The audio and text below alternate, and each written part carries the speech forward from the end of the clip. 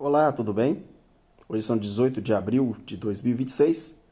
No Brasil, ano de eleições federais, onde o povo brasileiro vai escolher aí os seus representantes para presidente, para deputado, para governador. E nós gostaríamos de falar um pouquinho hoje sobre autoridades constituídas, né?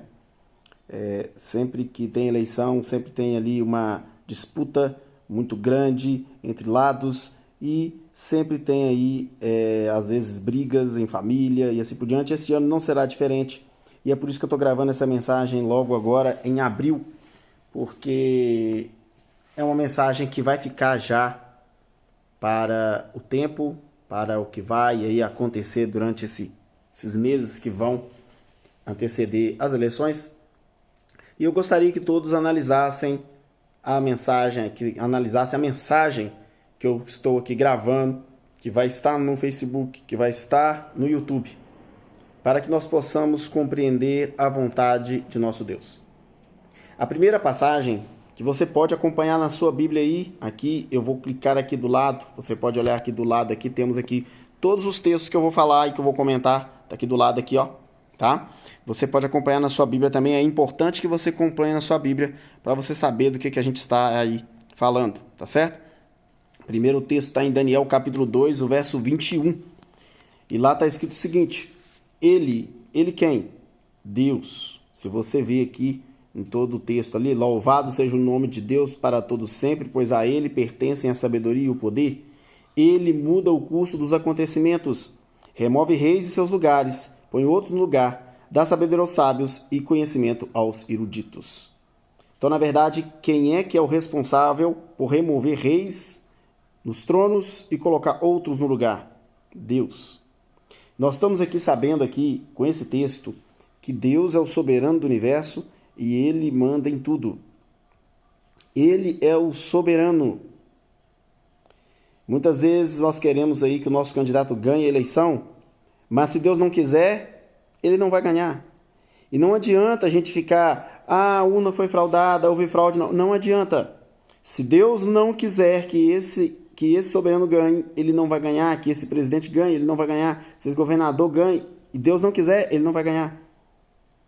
Apenas assume o poder quem Deus permite que assuma. É o que o texto está dizendo. Ele remove reis de seus tronos e põe outros no lugar. Há uma outra tradução que não aparece rei, aparece governante. Essa tradução aqui, ó.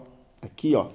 Olha lá. Tudo passa, é uma tradução portuguesa. Tudo que passa nesse mundo está sob seu controle. Remove governantes de seus lugares e põe outros no poder. É Deus que comanda tudo. E aqui nós vamos ver alguns exemplos interessantes. Nós vamos ver. E o primeiro exemplo que nós vamos ver é sobre esse rei aqui, ó. Isaías capítulo 45, verso 1. Essa é a mensagem de Jeová para Ciro, o ungido de Deus. Olha para você ver, Ciro. Quem foi Ciro? Ciro foi um governante persa, não era temente a Deus, não conhecia a Deus, não sabe quem era o Deus de Israel, não sabe quem era o Deus verdadeiro, e aqui Deus o chama de ungido. E lá fala, ungido de Deus, que ele escolheu para que conquiste muitas terras. Deus deu força ao seu braço, esmagará o poder de reis poderosos. Deus abrir-se-á as portas da Babilônia, as quais nunca mais se fecharão na frente. Então, o que nós estamos vendo aqui? Nós estamos vendo aqui que Deus tomou pela mão um governante pagão e falou que ele é ungido dele. Então, Deus tomou aqui a decisão de tornar uma pessoa que não era temente a ele como o seu ungido. E continua, irei à sua frente, Ciro, tornarei planos os seus montes, quebrarei os portões de bronze e destruirei as trancas de ferro, e lhes darei tesouros escondidos na escuridão, sim, riquezas secretas. Farei isso para que saiba que eu sou o Senhor, Deus de Israel, que chama você pelo nome. Olha só, Deus aqui colocou Ciro no poder, como rei da Pérsia, e o objetivo dele era libertar o povo de Israel que estava preso em Babilônia. Então Deus tinha um objetivo para Ciro. Deus tinha um objetivo, era colocar Ciro no poder para que ele pudesse o quê? Contemplar o seu povo. Então Deus sabe todas as coisas e quem manda é Ele. Ele coloca no poder quem ele bem quer, quem ele bem quiser. Certo? E não adianta, gente, nós ficarmos quebrando cabeça disputando, xingando, maldizendo o governante que chegou no poder. Porque se ele está no poder, é porque Deus quis que ele fosse para o poder. Nós começamos a ler Daniel 2. Eu não vou ler todo o capítulo, Daniel 2, mas você pode ler aí na sua casa, Daniel 2, 3 e 4. Tá? Eu vou apenas fazer um resumo do que aconteceu. Em Daniel 2, o rei Nabucodonosor, que até então era rei da Babilônia, ele teve um sonho. E este sonho, ele teve o sonho e ele não sabia, ele teve um sonho e parece que ele esqueceu o sonho. Ele teve um sonho e esqueceu. Ele esqueceu o que sonhou. Sabe quando você sonha uma coisa e você esquece o que você sonhou? Pois é isso que aconteceu com Nabucodonosor. Ele sonhou e esqueceu. E aí ele chamou os sábios, né, as pessoas lá do seu reino que mexiam com magia, com adivinhação, essas coisas, chamou eles para que eles pudessem dizer para ele o sonho. Não só o sonho, mas o que ele tinha, o que significava o sonho que ele tinha tido. E aí os sábios vieram, e é claro, nenhum deles sabia, né? Muito menos o sonho, muito menos a interpretação. E aí o rei ficou enfurecido, e ele falou assim, olha, se vocês não me falarem o que eu sonhei, e mais, o que significa o sonho, eu vou acabar com todos vocês. A partir de agora, há um decreto de morte pesando sobre a cabeça de vocês. Se vocês não me falarem o sonho, vocês todos vão morrer. E entre esses sábios estava Daniel, o profeta Daniel. E o profeta Daniel, ele era um homem que era abençoado por Deus. E quando Daniel ficou sabendo dessa história, Daniel orou a Deus para que Deus mostrasse para ele o sonho que o rei tinha tido. Porque se ele não mostrasse, ele também iria morrer, porque ele era um sábio, ele era considerado um sábio, e ele poderia ser também morto por causa desse sonho. E a Bíblia diz que Deus mostrou o sonho para Daniel, não só o sonho como a interpretação, e ele foi lá conversar com o rei. E daí que vem o texto que a gente falou aqui, né, de Daniel 2, 21, onde aqui o verso 19, naquela noite o segredo foi revelado a Daniel numa visão, então Daniel louvou o Deus dos céus. Então, ou seja, ali Daniel teve ali o significado da visão, ele viu a visão, ele viu o sonho que Nabucodonosor tinha tido e a interpretação. E ele foi lá conversar com Nabucodonosor. E ele conversou com Nabucodonosor e falou, olha, rei, você aí viu no seu sonho, aqui ó, eu vou achar aqui o texto. Primeiramente, Daniel foi lá falar com o rei e falou que ele mesmo não tinha poder para isso, que nenhum sábio tinha poder para isso, mas que tinha poder era Deus nos céus. Então, Daniel exaltou o Deus do céu. Você já reparou quanto de pessoas que ficam falando que sabem as coisas, que sabem adivinhar as coisas e nunca exaltam a Deus? Eu sei, eu vi, eu tive a visão. Não é assim não, gente. Daniel, um profeta de Deus, nunca pensou dessa forma. Ele falou assim, eu sei porque Deus me mostrou. Eu sei porque Deus é que revela. E assim ele foi conversar com o rei. E ele falou com o rei, olha rei, você estava aí na sua cama e você começou a se preocupar com as coisas que estavam acontecendo no mundo, com o futuro, o que poderia acontecer no mundo. E aí, rei, sabe o que aconteceu? Você começou a adormecer. E quando você adormeceu, você começou a ter um sonho, você teve um sonho. Sabe qual sonho? Você sonhou com uma estátua. E essa estátua era uma estátua gigante, uma grande estátua. E essa estátua, eu vou até mostrar, gente, para vocês. Deixa eu ver se dá para me mostrar. Eu vou ver se dá para mostrar essa estátua para vocês aqui. Deixa eu ver aqui. É uma estátua, e essa estátua ela tinha diferentes materiais, tá? Deixa eu ativar aqui uma janela aqui de comentário, para mim ver se eu consigo ver aqui essa estátua para mostrar para vocês do que estamos falando, tá? Deixa eu achar aqui, ó. Vou ver se eu consigo ver aqui essa estátua para mostrar para vocês, tá? E aí, rei, você teve essa imagem dessa estátua. Acho que eu não vou conseguir localizar, não. Peraí. Não, eu não vou conseguir localizar, gente. Não vou conseguir localizar essa estátua aqui. Mas ele teve um sonho de uma estátua, tá? Vou buscar aqui. Eu vou buscar aqui na internet. Acho melhor buscar na internet, fica mais fácil. Estátua de Nabucodonosor. Tudo aqui ao vivo, tá, gente? Nabucodonosor. E nessa estátua, é essa estátua aqui, ó. Então ele teve aí a visão dessa estátua, gente, olha. Peraí, deixa eu... Aqui, ó, é uma estátua enorme. Essa foi a estátua que o rei teve, o sonhou. E essa estátua era de diferentes metais, ouro, prata, bronze, ferro e barro. E a cabeça era de ouro, certo? E os demais materiais aí de outros materiais. E o rei foi informado de que ele era a cabeça de ouro, mas que depois dele viria um reino de prata, depois viria um de bronze, de ferro e barro, e assim por diante. Então, ou seja, o rei foi informado que o reino dele ia passar.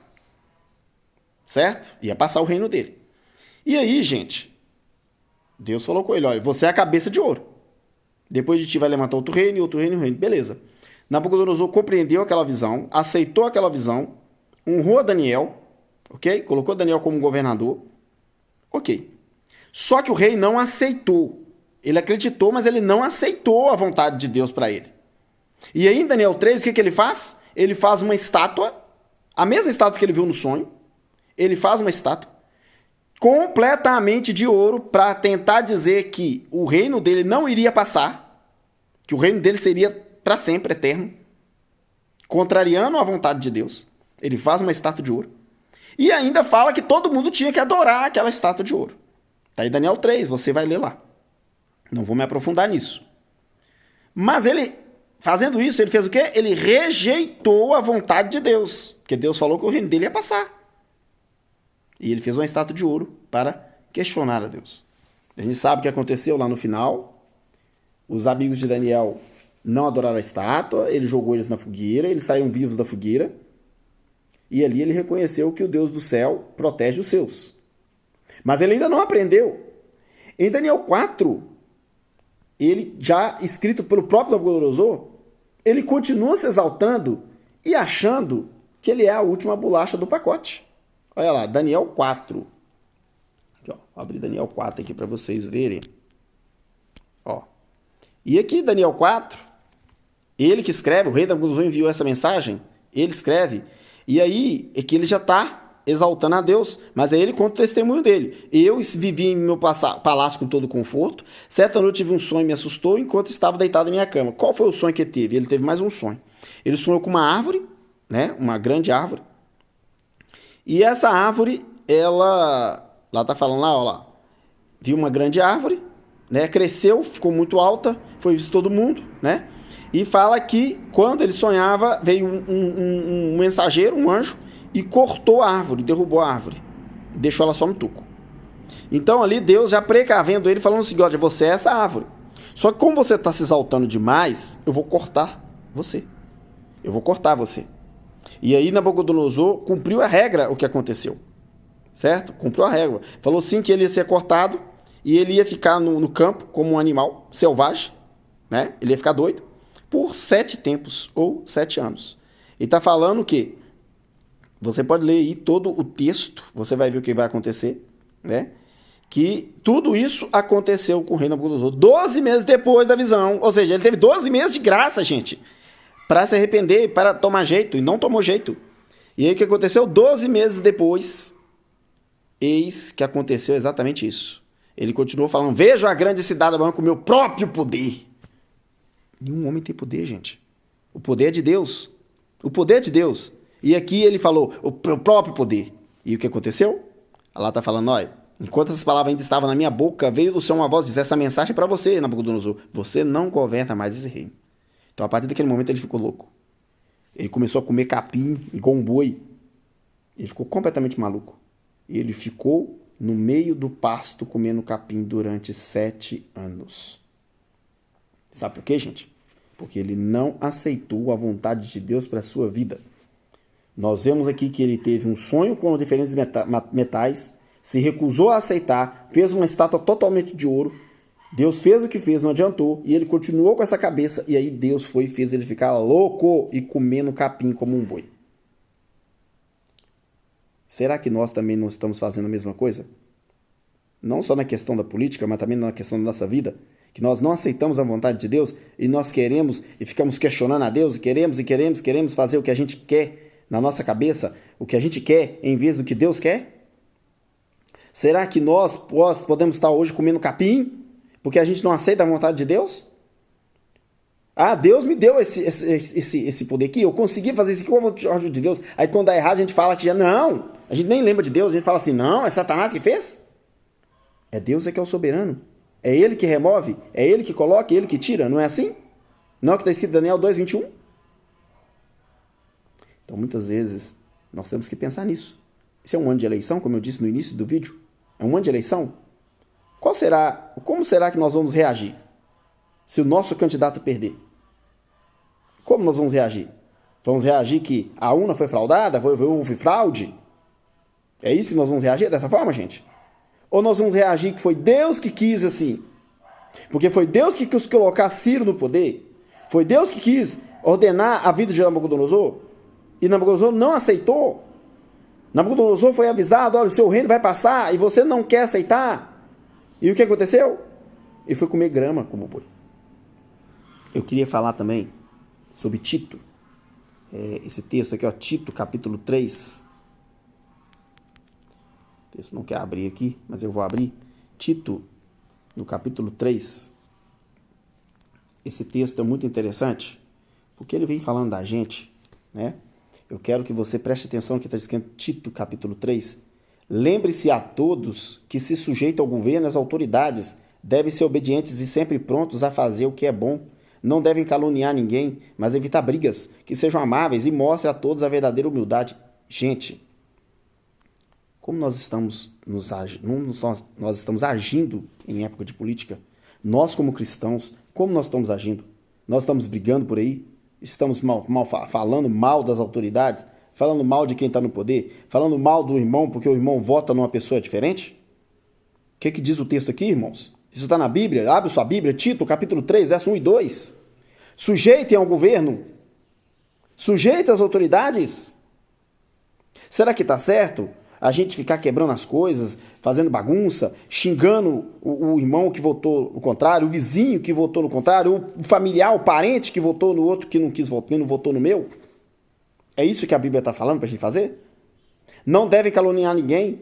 Evitar briga. Evitar quebra-quebra. É o que a Bíblia está dizendo aqui. Por quê, gente? Sabe por quê? Por causa que isso que está escrito em Romanos 13:1. Todos devem se sujeitar a autoridades, pois toda autoridade vem de quem? De Deus. É a mesma coisa que diz lá em Daniel. Eu removo reis e coloco reis no lugar. Toda autoridade vem de Deus. Já parou para pensar nisso? Toda autoridade vem de Deus. Toda autoridade vem de Deus. Nenhuma autoridade, ninguém que ocupa cargo, ninguém, todas as pessoas que ocupam cargos, elas ocupam cargos porque Deus permite que elas ocupem. É Deus que coloca ela no poder. É Deus. E eu achei interessante de Paulo, que Paulo pede para que a gente ore pelas autoridades. Que a gente ore pelas autoridades. Quando Paulo falou isso, que a gente deveria orar pelas autoridades, a maior autoridade do Império Romano era Nero. E Nero queimava cristão na praça. Nero amarrava os cristãos e botava fogo para iluminar o jardim dele. E Paulo pedia para que a gente orasse por Nero. Hoje não temos Nero. O governante, aqui no Brasil, por exemplo, pior governante que for, nenhum governante vai pegar cristão para botar fogo. Vai? Não vai. Mas Nero botava fogo nos cristãos. Nero foi o responsável por cortar a cabeça de Paulo, que orava por ele. Então, irmãos, essa mensagem é uma mensagem de alerta. Estamos nós dispostos a aceitar a vontade de Deus? Estamos nós dispostos a orar pelo governante, seja qual for, que ganhar, que tomar o poder? Estamos nós orando pelo atual governante? Como nós estamos nos comportando como cristãos? Nós estamos obedecendo ao que a Bíblia diz? Essa mensagem é para mim e para você. Eu vou repetir, nós estamos em ano de eleição. Hoje é a hora, é o momento de nós raciocinarmos e pensarmos como nós vamos nos comportar durante esse ano como cristãos. Nós temos que obedecer à palavra de Deus e temos que lembrar do que diz Daniel 2:21.